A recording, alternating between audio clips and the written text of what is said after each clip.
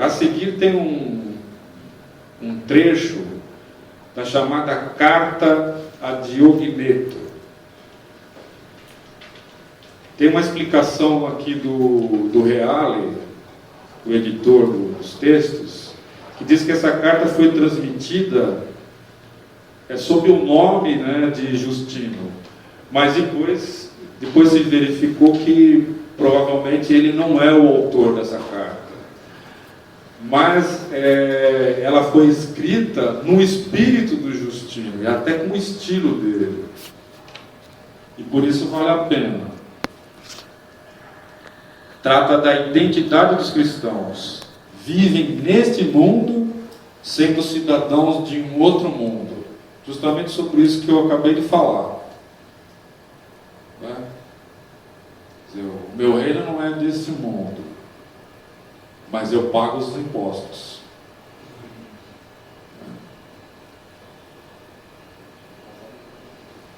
De vez em quando cai na malha fina, mas sem querer.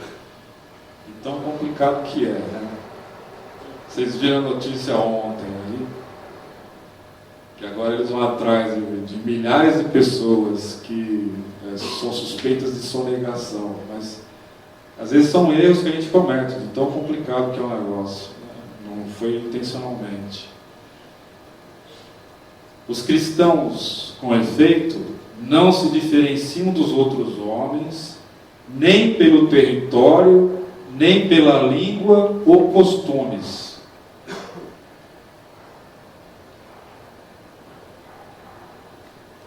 Supondo-se que estejamos vivendo numa época normal, né? Porque numa época de decadência, aí não dá para, o cristão não consegue seguir os mesmos costumes da maioria. E algo me diz que nós estamos numa época assim. Não habitam em cidades próprias, nem falam uma língua inusitada. A vida que levam nada tem de estranho. Sua doutrina não é fruto de considerações e elucubrações de pessoas curiosas. Quer dizer, não é fruto de especulação. Nem se apresentam como promotores, como alguns, de alguma teoria humana. Isso não é também exclusividade do cristão, né? Os adeptos de outras religiões ortodoxas, aquelas universais, também acreditam nisso, que a religião foi fundada por humanos.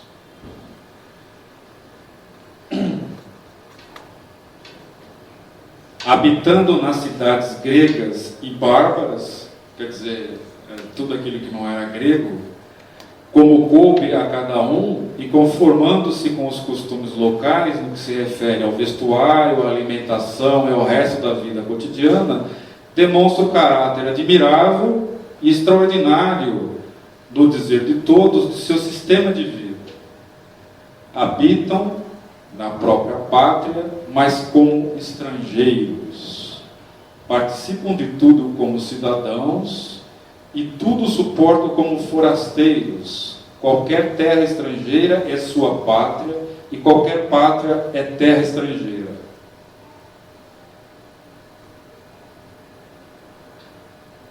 Então, para o cristão, o nacionalismo e mesmo o patriotismo é um problema. Porque a pátria do cristão não é nenhuma pátria deste mundo.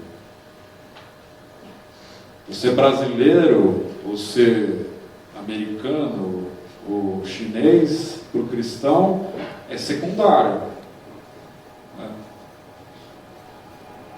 A língua, a mesma coisa. Então, embora fossem cidadãos, pagadores de impostos, cumpridores da lei, os cristãos sempre tiveram problemas, porque essa atitude, esse modo de vida, choca as pessoas. Não é? Então pensem bem, Quem é judeu? O que significa ser judeu? Ser judeu é uma coisa complicada, né? Porque é uma mistura de sangue com religião, com política. Para ser judeu você precisa ser filho de uma mãe judia. Então aí tem um aspecto sanguíneo, biológico. Mas tem também um aspecto político, né? Os judeus têm uma ligação com Israel e se referem a Israel como a sua terra natal. Às vezes nem conhecem Israel. E daí se desenvolveu uma ideologia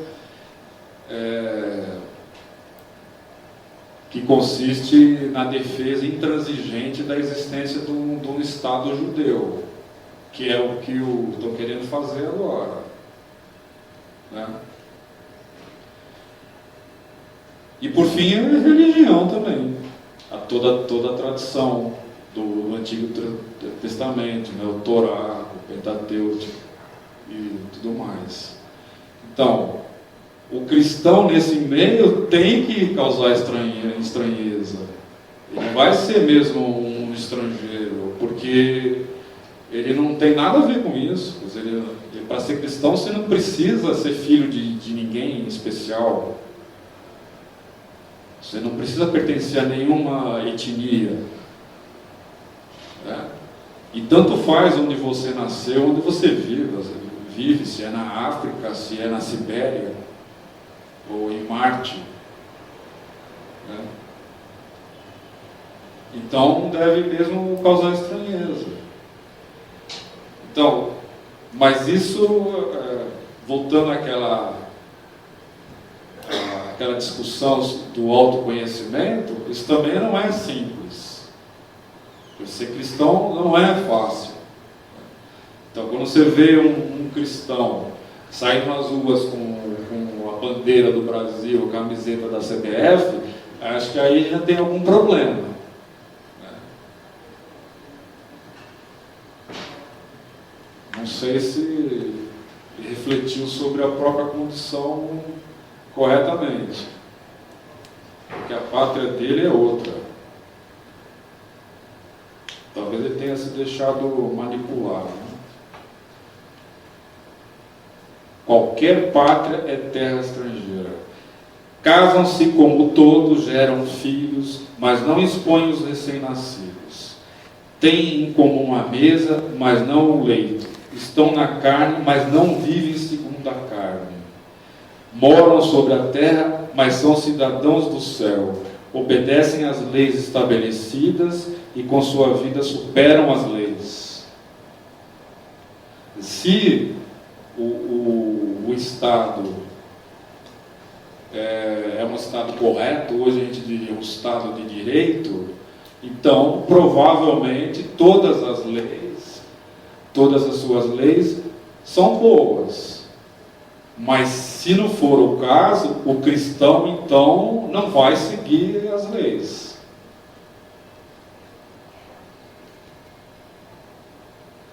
Ele tem a obrigação de ser contra as leis injustas. Posso dizer que, no caso, seriam leis contrárias ao Logos? Sim, isso mesmo.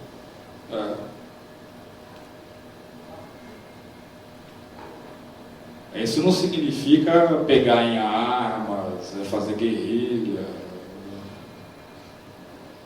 mas é a questão de honestidade, né?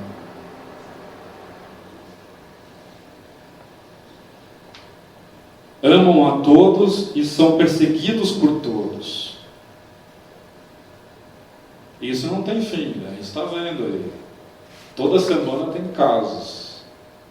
Ontem mesmo, notícia, aquelas embarcações de africanos que tentam chegar na Europa, teve uma confusão, jogaram os cristãos na água, uma dúzia.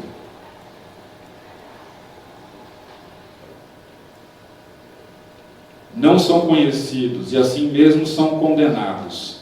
São mortos e todavia são vivificados. são pobres e enriquecem a muitos. São carentes e tudo tem abundância de tudo. Eu mandei um pequeno vocabulário para vocês, algumas poucas palavras das primeiras páginas do livro, e lá tem uma das expressões usus pauper. O uso pobre das coisas. Né? Essa é um artigo seguido sobretudo pelos franciscanos, mas que é próprio dos cristãos, né? Fazer o uso pobre das coisas, ter uma relação desprendida com as coisas. Então, a riqueza não é problemática em si mesma. O problema está na relação que a pessoa tem com aquilo que ela possui, né? Não se deixar possuir por aquilo que ela possui. Ela possui a coisa, não a coisa possui a ela. São desprezados, mas não no desprezo, mas do desprezo adquirem glória. São xingados e ao mesmo tempo se dá testemunho de sua justiça. São ultrajados e bendizem. São insultados e ao contrário honram. Embora realizem o bem, são punidos como malfeitores. Embora punidos, se alegram como se recebessem a vida. Isso não quer dizer que não sofram, né? E que estejam sempre sorrindo. Não é isso. Mas a esperança da alegria. E a certeza de que se está fazendo a coisa certa.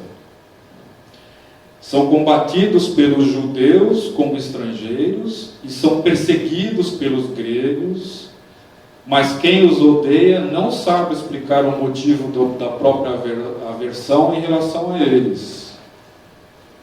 O próprio Paulo dá o testemunho, né, que ele era um dos perseguidores, né, até se converter. Enfim, para dizer brevemente, os cristãos desenvolvem no mundo a mesma função da alma no corpo. A alma é entendida aqui como o princípio vital do corpo, né? O corpo sem alma é um corpo sem vida, um corpo morto. Então é o sal da terra. Os cristãos como o sal da terra. A alma está espalhada em todos os membros do corpo. Também os cristãos estão espalhados pelas cidades do mundo. A alma habita no corpo, mas não pertence ao corpo. Também os cristãos habitam no mundo, mas não pertencem ao mundo. Saiu um estudo recentemente sobre a movimentação dos cristãos no mundo. A tendência é que os cristãos comecem a vir mais para o sul, quer dizer, a população cristã nos próximos anos vai crescer mais no sul, sobretudo na África. Então ela vai decrescer, o que já está acontecendo a olhos vistos na Europa, e aumentar em outros continentes, sobretudo na África. Então, o estudo afirma que não vai perder em quantidade. Quer dizer, na soma total, vai até crescer. Por muitos cristãos estão com medo do avanço do islamismo, né? Sobretudo sobre a Europa. Então, talvez a Europa seja tomada pelos muçulmanos, mas isso não significa que os cristãos vão desaparecer. Se vocês pesquisarem na internet, vocês acham esse estudo aí, é bem recente.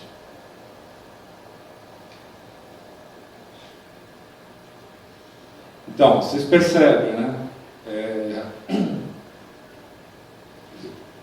Aqui tem dois aspectos. O cristão está sendo apresentado como cidadão de dois mundos, né? Quer dizer, a gente vive nesse mundo, mas não pertence a esse mundo. E ao mesmo tempo é o sal da terra, a alma do corpo. Então isso mostra que o verdadeiro cristão não é um negador do mundo, não é um negador do corpo. Aí é preciso tomar cuidado com isso, porque essa foi uma heresia que foi combatida naquela época. Uma das muitas gnoses da época defendia essa ideia de que o corpo não tem valor nenhum e que o mundo também não tem valor, né? Da ideia de que, como Deus é o próprio bem, o supremo bem, né, é sumamente bom, e o mundo é mau, então Deus não pode ter criado o mundo. Seria impossível que ele tivesse criado o mundo, porque o mundo é mau, né? Então quem criou o mundo, para esses gnósticos, foi um outro poder, um anjo, né?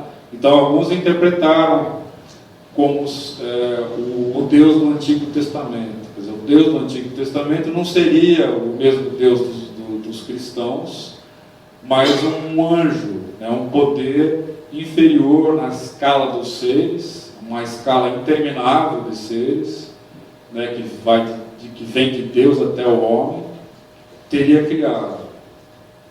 Então, quer dizer, o mundo é desvalorizado, assim como o corpo. Daí várias dessas seitas gnósticas defenderem um ascetismo rigoroso, no limite a desvalorização do casamento. Então, há histórias de casais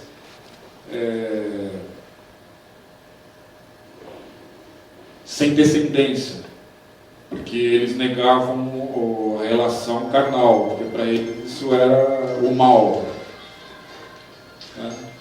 Então chegavam a esse limite. Então não se trata disso. Acho que está claro, né? Pelo contrário, o corpo é valorizado como a realização de um princípio espiritual. Então, para o cristão, a natureza é a expressão divina. Então não é absolutamente verdade que a crise ecológica é uma consequência do cristianismo. Isso é um absurdo. Porque tem alguns teóricos que defendem isso. Só uma observação, talvez ajude.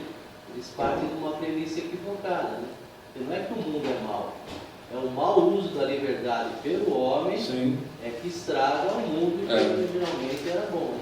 A liberdade, que é em si mesmo um bem, é usada para praticar o mal.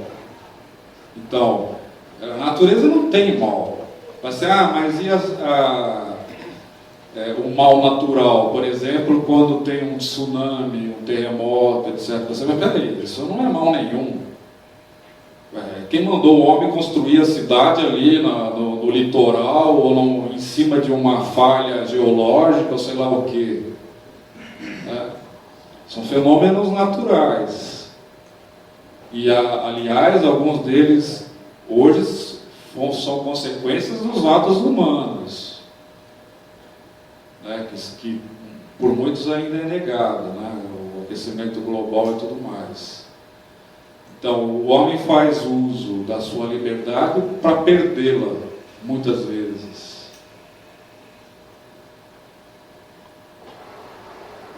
Então, realmente é um equívoco, né?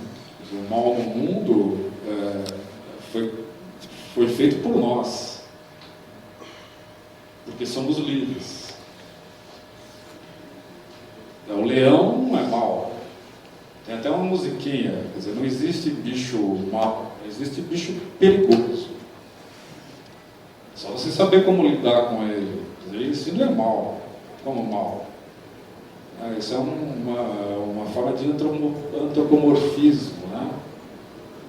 Enfim. A alma invisível está aprisionada no corpo visível. Os cristãos, estando no mundo, são visíveis, mas o culto que dirigem a Deus permanece invisível. A carne odeia a alma e a combate, embora sem receber nenhuma injustiça, porque a impede de abandonar seus prazeres. Também os cristãos são odiados pelo mundo, embora não lhe façam nenhum mal, porque se opõem aos prazeres. A alma ama a carne, e os membros que a odeiam, assim como os cristãos amam quem as odeia. A alma, que também sustenta o corpo, está presa neste. Também os cristãos, embora sejam o apoio do mundo, são aprisionados neste como em um cárcere. Então a linguagem aqui lembra um pouco os platônicos, o próprio Platão, né? O corpo como o cárcere, como a prisão da alma. Mas ao mesmo tempo ele vai além disso, né? Não só um aspecto negativo, mas tem um aspecto positivo disso, que é mais desenvolvido por Aristóteles, né? A alma como forma do corpo. A alma e o corpo fazem uma unidade, né? Uma unidade substancial. São, na verdade, inseparáveis. Esse é um artigo da fé que é complicado, né? O cristão acredita na ressurreição da carne, justamente porque a carne faz um todo com a alma, né? O cristão não é espírita, não acredita na possibilidade de um espírito vagando sozinho, né? Como um fantasma, totalmente separado do corpo.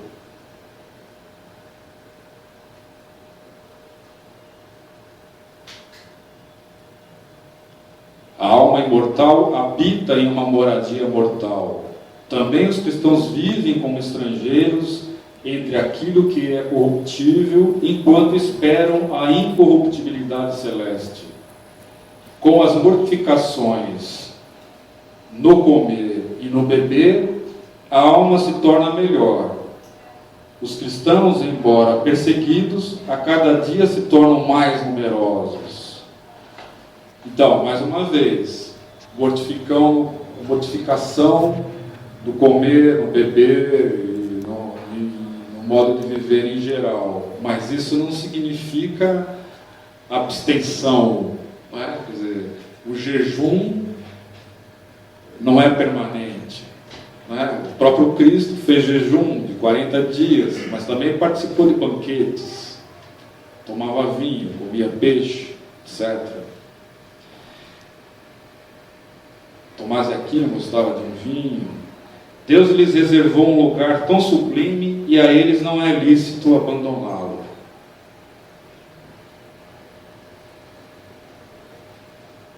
Com efeito, conforme disse, não é uma invenção terrena o que lhes foi transmitido, não é a invenção de homem.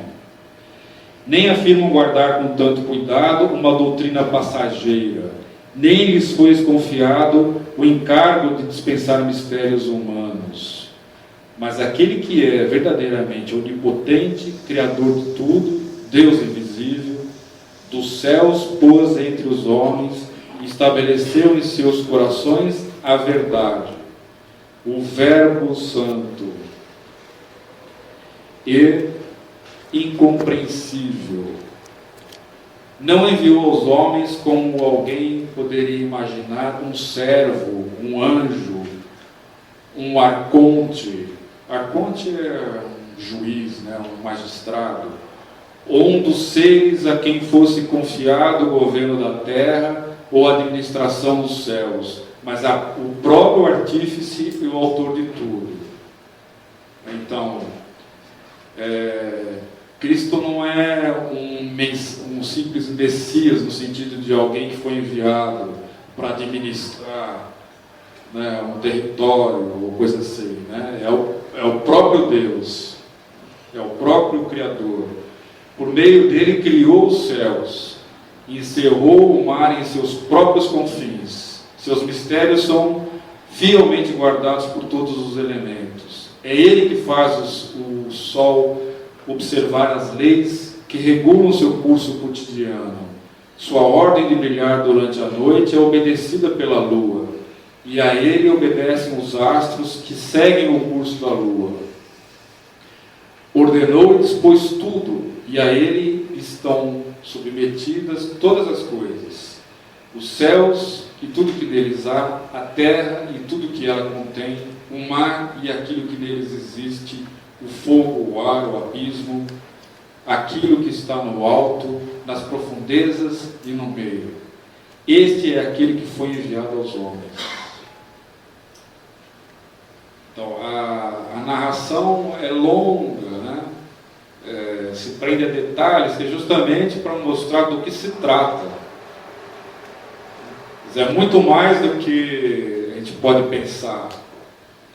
Talvez poderia alguém pensar para mandar, amedrontar, aterrar, foi para isso que ele foi mandado? Para ser um déspota? De modo nenhum, ao contrário, foi enviado na humildade e bondade, como o rei manda seu filho rei. Foi enviado como Deus, como homem entre os homens, para salvar com a persuasão, não para dominar, pois a violência não se coaduna com Deus, não combina, não é adequada, não é coerente com Deus. Bom, aqui fala de persuasão, eu preferi outra palavra, eu não sei de qual foi traduzida, porque a persuasão implica uma certa violência, né? A persuasão faz parte da retórica política.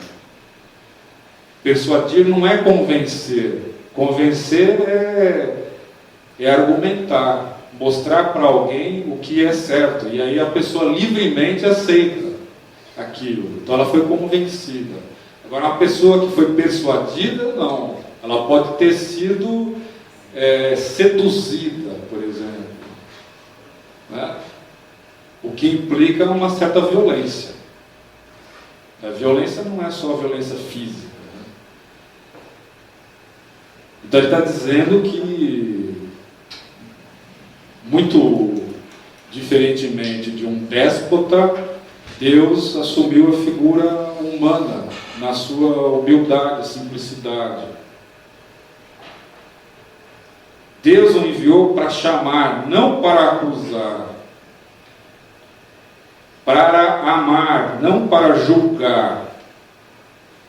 Ele o enviará para julgar, e quem poderá aguentar sua vinda? Não vês que os cristãos são jogados às feras, para que reneguem o Senhor e todavia não se deixam vencer? Eles eram literalmente jogados, né, às feras. Aqueles espetáculos medonhos, né? Não vês que quanto mais são perseguidos, tanto mais crescem em número? Isso não parece obra humana, isso é poder de Deus. Esta é uma prova da sua presença.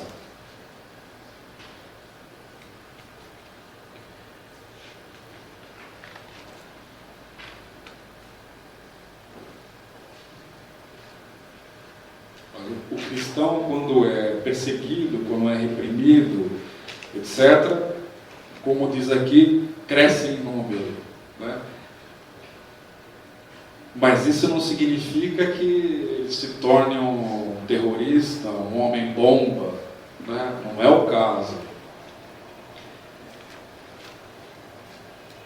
Com efeito, quem entre os homens conhecia plenamente a essência de Deus antes da sua vinda? Plenamente.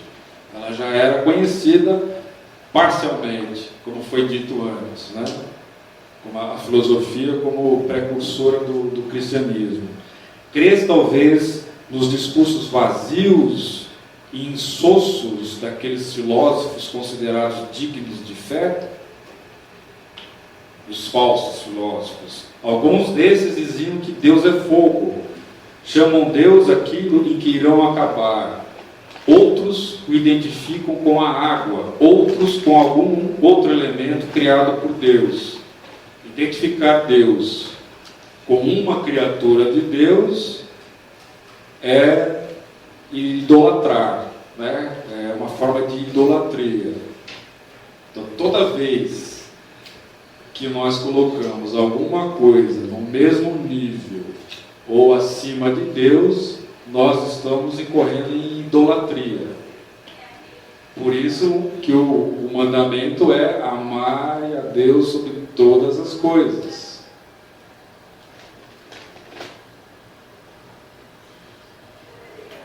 E isso não é uma coisa fácil de fazer nos nossos dias, né?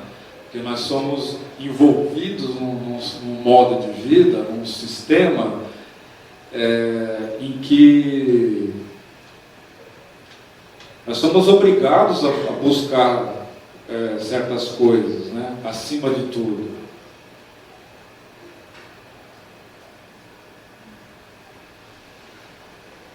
Bom, imaginem um político, ou um banqueiro, ou um bancário, ou um homem de negócios, colocando Deus acima de tudo. Então, o que aconteceria? Ele seria um fracasso. Será?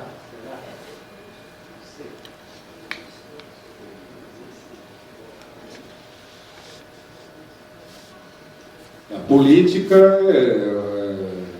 política tal como nós a conhecemos foi separada totalmente da moral, né? A moral do político não é a moral cristã, ou a ética aristotélica, ou seja o que for. Maquiavel. É o chamado realismo político, né? Realpolitik. Moral de eficácia. Sim. O padroeiro dos governantes e dos políticos é Santo Tomás Moro. E ele morreu decapitado. E eles não dão muita bola para o padroeiro também. Isso é problema. Bom, então, os americanos têm uma frase, né? Eles dizem: isso é meu emprego, né? This is my job. Eu tenho que fazer isso. Eu sou religioso depois, em casa, depois do expediente ou aos domingos, mas quando eu estou trabalhando eu tenho que fazer isso. Eu tenho que fazer. É a regra do jogo. Enfim.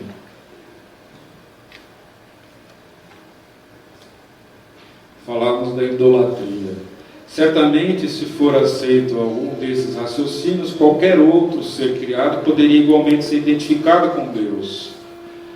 Mas estas são fofocas e imposturas de charlatões. Nenhum homem viu ou conheceu Deus. Está no Evangelho de João.